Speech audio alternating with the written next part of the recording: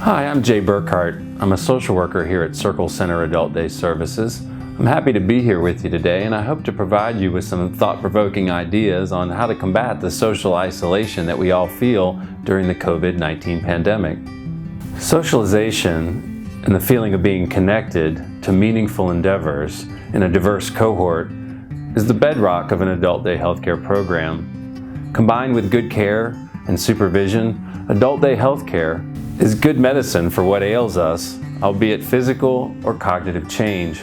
The irony of the message to stay home and physically distanced from others in order to stay well is not lost on us, especially those of us who work so hard to bring you out of your box here to Circle Center. Right now, that box is keeping you safe and alive, but it robs us of one of the most important human experiences, human interaction.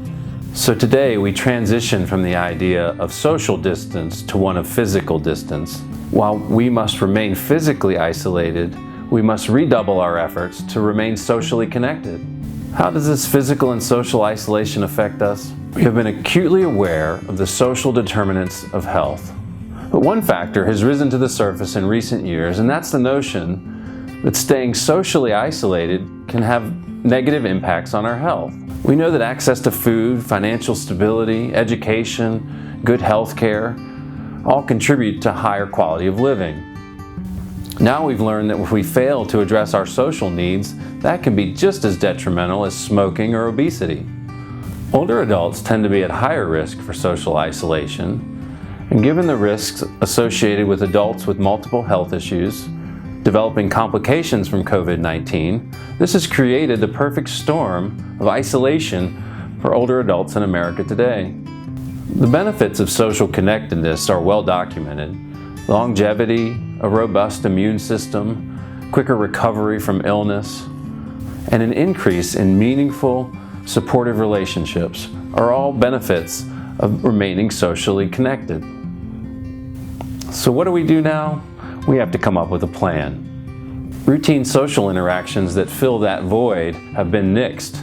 The daily and weekly interactions that sustain us aren't happening. So we must work hard to reach out to others during this time. In caregiving terms, we speak of aggressive self-care, meaning that we have to work very hard to carve out space and time and energy to rejuvenate and recharge ourselves. The same theory applies here. Our usual means of socialization are diminished, so we must redouble our efforts to seek out others. So let's start simple. Let's nourish the existing relationships we have with a phone call. Allow yourself to make a telephone call with no other purpose other to engage in friendly conversation and to learn something about the person on the other end. Consider setting a time or two each day to make these calls. Some of us may even rekindle the lost art of writing a letter.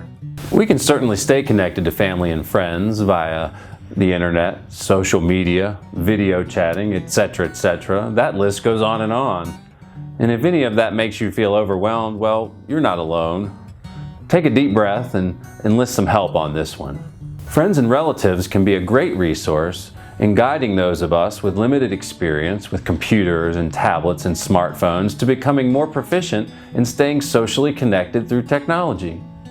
Or maybe you have members of your family right there in your own home with whom you can deepen connections to during this time. Explore your family stories together. If you ever wondered how your parents met or how that name came to be, there's no better time to ask than now. Record your family's story orally using a tape recorder or a cell phone, or in a journal to pass along to future generations. As we are all at home at this time, it's a great time to reach out to neighbors known or unknown to us. Fewer Americans today interact with or even know who their next door neighbors are. How can we call ourselves a community if we fail to reach out and connect to those in our immediate orbit? The feeling of connectedness that comes from knowing your immediate neighbors is one that's lost on many Americans today. Rekindling an old hobby or finding a new interest can be a great driver of social connectedness.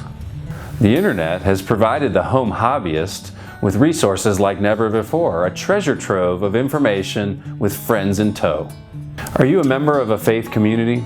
If so, you know how important and supportive those bonds can be.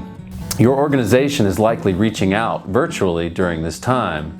If you're not a member of a faith community and you feel like connecting, now is a great time to reach out.